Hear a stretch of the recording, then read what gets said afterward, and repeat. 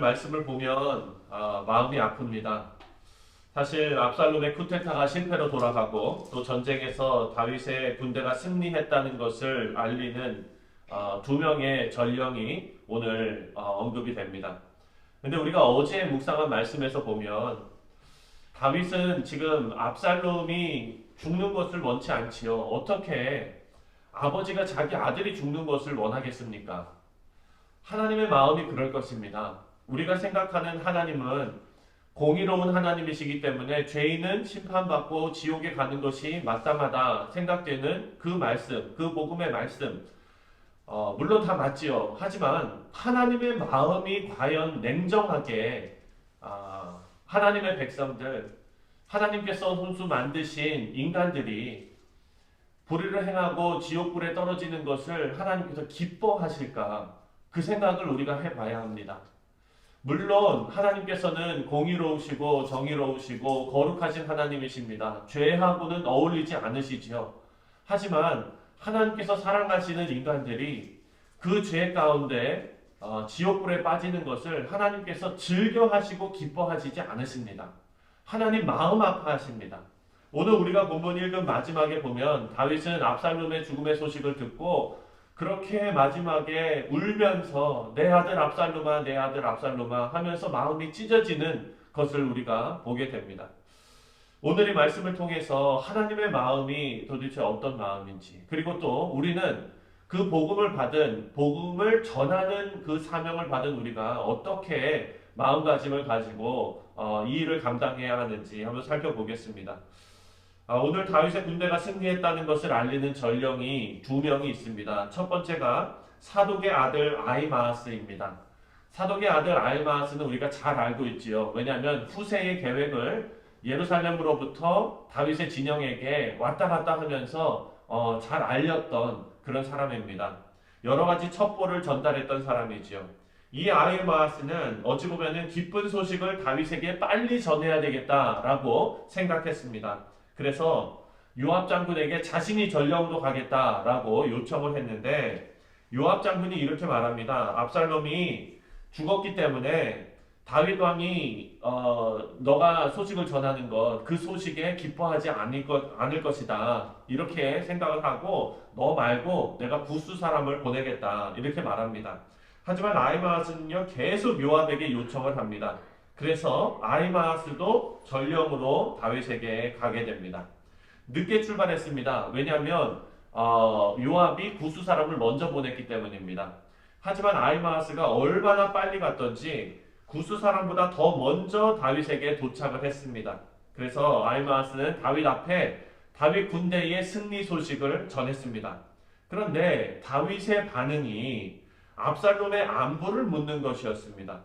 아히마아스는 이제 와서 요압이 왜 자신에게 가지 말라고 했는지가 깨달아졌습니다.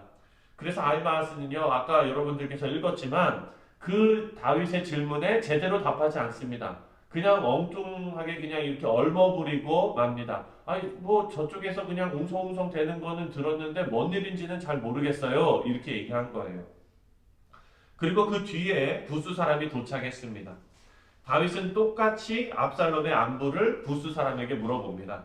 구스 사람은요 31절과 32절 이렇게 대답합니다. 다 같이 한번 읽겠습니다. 시작. 31절과 32절입니다. 시작. 구스 사람이 이르러 말하되 내 주 왕께 아래 소식이 있나이다. 여호와께서 오늘 왕에 대적하던 모든 원수를 갚으셨나이다 하니 왕이 구스 사람에게 묻되 젊은 압살롬은 잘 있느냐? 구스 사람이 대답하되 내 주 왕의 원수와 일어나서 왕을 대적하는 자들은 다 그 청년과 같이 되기를 원하나이다 하니 구스 사람은요 자신이 전달받은 내용을 그대로 전달했습니다. 다윗이 실망하고 아파하더라도 전령으로서 사실을 전해야 한다는 것이 맞다고 판단한 것입니다.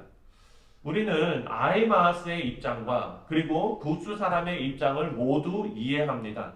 아히마아스는 다윗의 마음이 너무 힘들 걸 알았기 때문에 그리고 다윗과의 관계를 생각해서 쉽게 사실을 전달할 수 없었을 것입니다. 그 마음도 잘 이해가 되지요.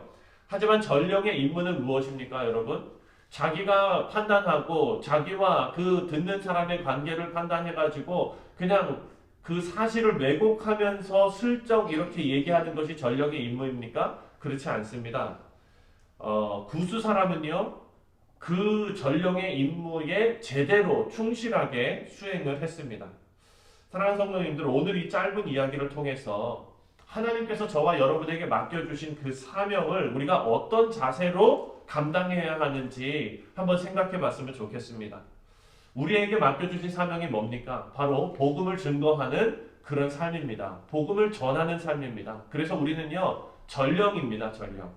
오늘 본문에 나오는 아이마아스는 그 무엇보다도 의욕이 앞섰습니다. 여러분 19절에 보니까 사독의 아들 아이마아스가 이르되 청하건대 내가 빨리 왕에게 가서 이렇게 나옵니다.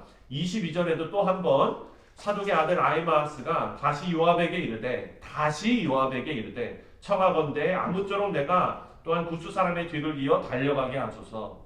23절에도 나옵니다. 그가 한사코 달려가겠다 하는지라. 여러분 지금 아이마아스는요, 소식을 전하는 데 있어서 이 소식이 어떤 소식이고 또 이 소식이 다윗에게 어떻게 들릴 것이며 이 소식에 대해서 충분히 생각하지 않고 지금 달려나갈 것만 생각하고 있는 겁니다. 내가 빨리, 의욕만 앞선 거예요. 뜨거운 열심이 그 가운데 있습니다. 지금 자신이 전달하는 내용이 무엇인지 정확하게 이해하지 못하고 열심만 내고 있는 것입니다. 결국 왕 앞에서는 어떻게 했습니까? 당황하니까 제대로 답변을 하지 못했습니다. 우리 사랑하는 성도님들, 하나님의 일에 열심 내는 것은 정말 귀한 일입니다. 아무나 할 수 없는 일이에요. 하지만 하나님 앞에 거룩한 열심을 가지는 것은 칭찬받아 마땅한 일이지만 복음을 향한 열정만큼이나 중요한 것이 무엇이냐면 바로 복음이 무엇인지, 내가 지금 사역하고 있는 것이 하나님 앞에 어떤 의미인지, 나에게 어떤 의미인지, 그리고 그 복음이 나를 어떻게 바꾸었는지 정확하게 알고 내가 체험한 복음의 능력을 증거하는 것이 아주 중요한 것입니다.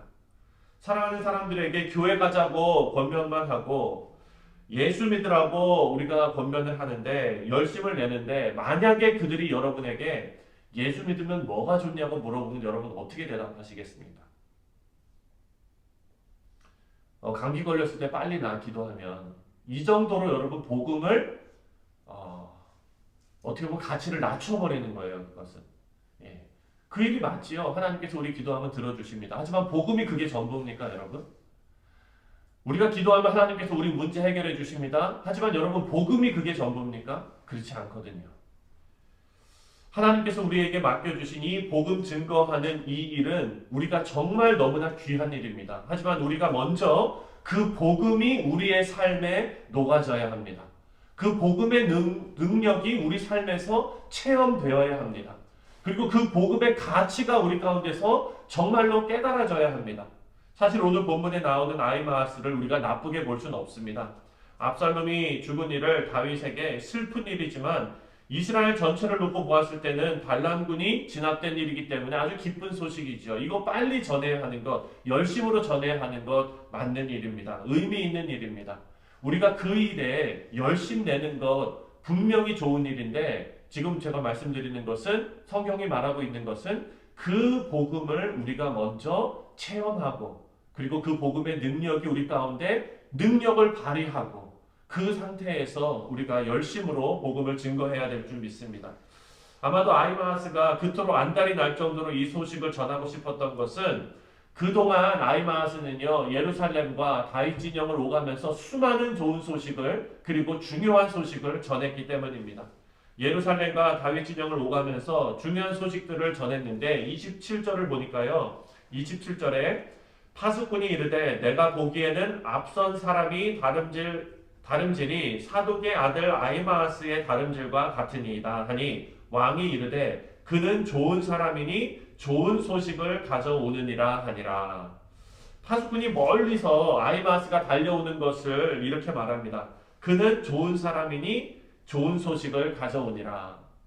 사랑하는 성도님들, 우리 성도는요, 우리가 맺는 모든 사람들에게 이런 말을 들어야 될 줄 믿습니다. 여기 보니까 저 집사님은 좋은 사람이니 좋은 소식을 가지고 올 거야. 저 권사님은 참 좋은 분이니까 나는 저 권사님한테 어떤 얘기든지 듣고 싶어. 사랑하는 성도님들, 우리 교회의 아무개 집사님은 참 좋은 사람이야. 우리 교회의 아무개 권사님은 참 좋은 분이셔. 이런 이야기가 한 번의 선행으로 그 일이 가능하게 될까요, 여러분? 한 번 잘해준다고 그런 일이 될까요? 아니죠. 아이마우스도 마찬가지입니다. 수많은 소식들을 전한 거예요. 목숨 걸고. 그랬더니 다윗 진영의 모든 사람들이 아이마하스의 말은요, 사람을 살리고 위로하고 격려하고 힘을 빼버리는 것이 아니라 힘을 북돋아주는 그런 소식을 전한 아이마하스를 좋은 사람이라고 평가하고 있습니다. 사랑하는 성도님들, 우리 교회의 모든 성도님들께서 말로 사람을 살리고 위로하고 격려하고 힘을 북돋아주는 그런 성도님들 되시기를 주님의 이름으로 축원드립니다. 기쁨의 메시지를 전하시는 성도님들 되시기를 바랍니다. 이 세상의 가장 기쁜 소식은 바로 복음입니다. 여러분 삶에서 좋은 말, 살리는 말, 격려하는 말, 기쁜 소식을 전하시고 선한 영향력을 끼치시되 그 무엇보다도 여러분의 말과 삶에서 복음이 증거되시는 우리 귀한 성도님들 다 되시기를 주님의 이름으로 축원드립니다.